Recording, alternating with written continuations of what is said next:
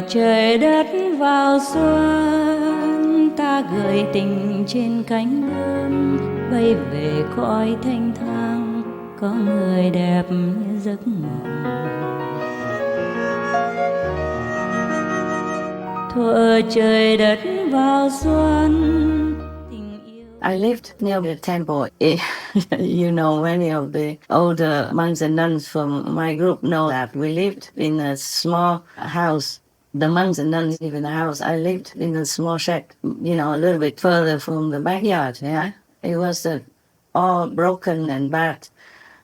So I fixed it and lived there. And the monks and the nuns lived inside the house, you know, that we rented with our meager income from selling vegetables. So sprouts and all that. Yeah, all the monks, many still alive and know that. They still are there in Taiwan.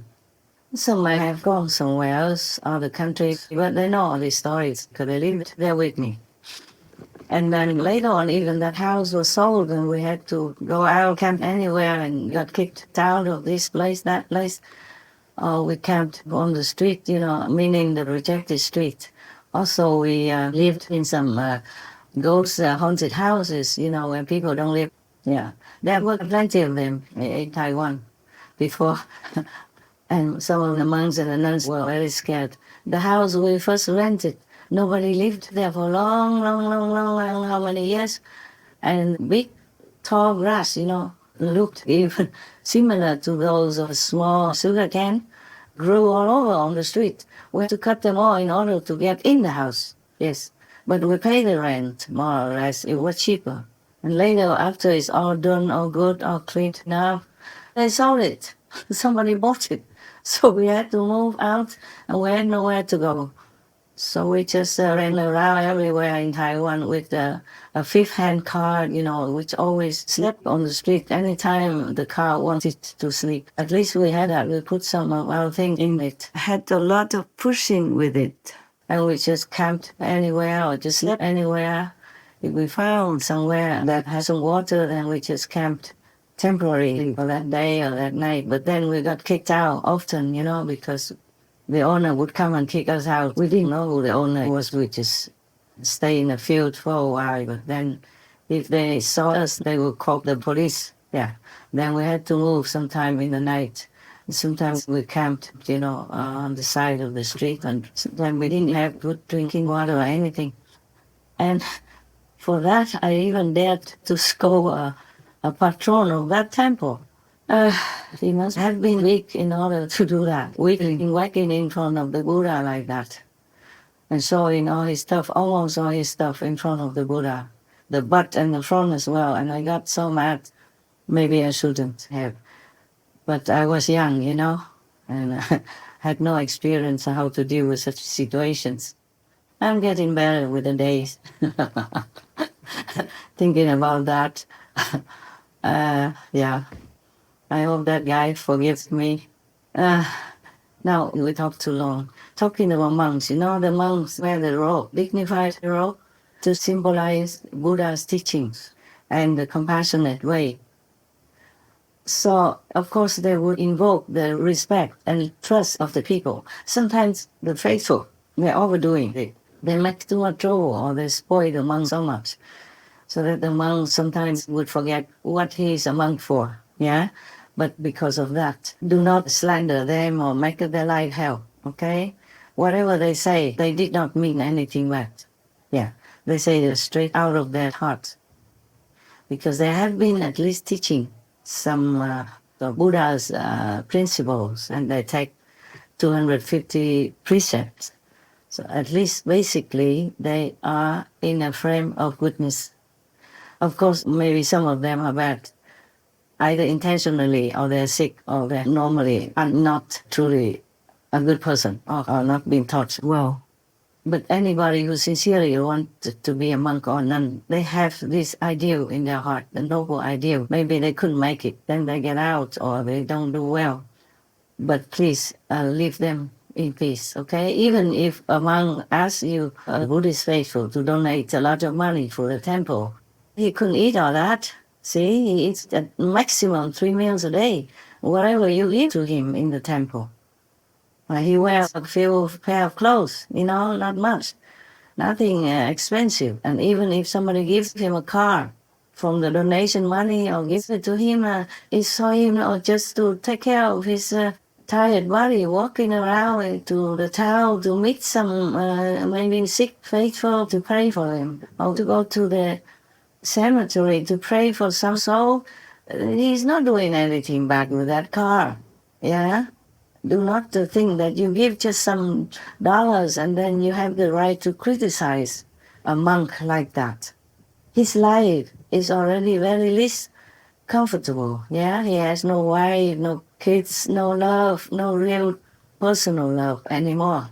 So he has forsaken them all to follow the teachings of the Buddha, and he's believing in his heart that maybe because he became a monk, he will be enlightened. He might be liberated. Maybe, maybe not. Of course, yeah, not everyone who is a monk is enlightened. It's very difficult to live in this world already, not to talk about living as a monk. Everybody is watching all the time. So please understand that. If you don't want to donate, you don't donate. If you donate, then you don't slander a monk just because of your donation. You have no right to do that, okay? You respect them. And if you are all good, then he will be good, even though he wasn't that good. But then he will behave. And if you come to him, you ask only about the Dharma, goodness, and how to be a good person in society. You don't ask him all kinds of nonsense, or to bring your husband back to you, use magic to bring your wife back to you, control your wife for you, whatever. These kind of things don't belong to a monk's business. All right? And another thing, do not associate my name, my teachings with any of the monks or the priests of any kind. I don't know any of them, or if they're good or not good, okay? And I don't want them to think that I'm using their name to be famous. I'm famous already too much. I wish I wasn't born to be famous like this. I would have more peace, less work, okay? That doesn't matter. We are all born in this world. We all have to bear something that we like or do not like. But what I mean is, do not make unnecessary trouble for me, okay? Do not associate me with the best monks in the world, the most respected, the most followed, or the bad monks, or the medium monks, or any monks, any priests, or any nuns of any religion, okay? I'm outside all kinds of religious systems. I only follow the Buddhas, Lord Jesus, and many other similar masters and Buddhas. Masters means Buddhas. Until I go back to the master's house, that means Buddha's land, okay? I will go there. And you whether go there or not, it's your choice. I only show you the way. And I help you in any way I can, physically, emotionally, mentally, and spiritually. Because sometimes people use my name to do other things that I cannot control. Yeah. Even one of my ex-residents has come out, branched out, and called himself master. And not just one, I mean, maybe a couple. I don't have time to check, but I just know some because they reported to me. I couldn't care less. I just hope that they don't do bad things and harm other people because of their greed and their low level. The thing is, Buddha already warned you that if you have low ambition in your heart, all the demons, the ghosts, of the invisible domain will know it. And they will try to get to you, to cheat you, delude you, to use some of their magic to lend it to you, to make all kinds of fake things. Like people see that your body has this and that, a miracle, and then something happens to them, and they also credit it to you when it is not true. If you have ambition, low ambition in your heart for worldly fame and gain, then you will be under the influence of the demons. I know at least a couple of them who left me, branched out, and became possessed by those magical beings in the demons world. There are many kinds of demons. The Buddha taught us to know many different names of the demons and ghosts, like a yaksa, for example. Many kinds of demons and ghosts. They have power, yes. Not that like they don't have. The Maya, the opposite elements of the Buddha, he has superior power than demons and ghosts. He has almost the same power as the Buddha, except he doesn't have compassion. That's the only difference between the Buddha and the Maya. Well, we talked about that before. If you don't remember, try to look into the sutra or something. And they even threatened the Buddha, one of the demons, one of the powerful demons, told the Buddha that in the Dharma ending age, he will let all his children and grandchildren, great-grandchildren, and his relatives all went out to become monks and use the monks' appearance to destroy Buddha's teachings in the Dharma ending age, which is right now. After Ananda had repeated the question 3 times, the Buddha told him, after my nirvana, when the Dharma is about to extinct, the 5 mortal sins will follow the world, and the demonic way will flourish exceedingly. The demons will become monks to spoil and wreck my way. They will wear like mundane people's dress, also with sash for monks. They will delight to show off multicolored precept sash or kashaya. They will drink wine and eat meat, killing living things in their desire for fine flavors. They will not have compassionate minds and will hate and envy each other. The ultimate extinction of the Dharma Sutra.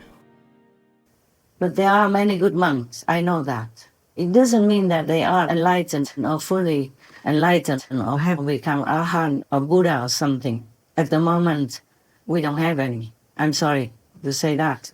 Well, some of you would know if you have this spiritual eye open and you could see. Of course, you are my people, you're very powerful. You can go to different planets, different Buddha's land. You could even go to the medicine Buddha's land, and some of you go to Amitabha Buddha's land. Some of you see Kuan Yin Bodhisattva, some of you see Lord Jesus, oftentimes. And it's funny that the Buddhist believers see Lord Jesus. Up to now, it's like that. And some of the Christians see Buddha and go to Buddha land or see Kuan Yin Bodhisattva, etc. It doesn't matter. They are all nobility and compassion incarnate, whatever land they are in right now. They are just compassion, love, nobility, and mercy. Okay? Right. Oh, but suddenly everything comes out so much, I don't know what else to tell you. So you just practice, okay? Practice well, quietly, and be grateful. Yeah, be grateful. Thuở trời đất vào xuân, tình yêu vỡ lòng trên giấy mới, lời thơ phơi phới bay về Vũ Sơn, và lòng như cháy hồn.